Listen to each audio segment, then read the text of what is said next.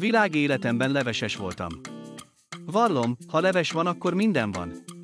Azaz, ha van egy igazán jó leves, amiből 2 tányérral szed az ember, mert isteni finom, akkor a második későbbre marad.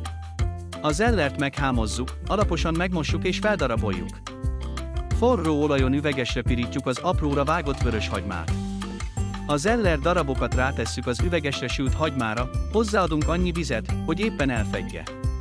Ízlés szerint sózzuk, borsozzuk, delikáttal vagy leveskockával ízesítjük. A meghámozott és felkockázott burgonyát beletesszük. Fedővel lefedve szétfőzzük a hozzávalókat, majd egy botmixer segítségével összeturmixoljuk. Érdemes ilyenkor hozzáadni a tejszínt, a tejfölt, és még egyszer turmixolni, így a végeredmény garantáltan csomómentes lesz. A tűzhelyre visszarakva vizet öntünk hozzá, összesen 4 liter leves legyen, és felforraljuk, végül 4-5 percig főzzük.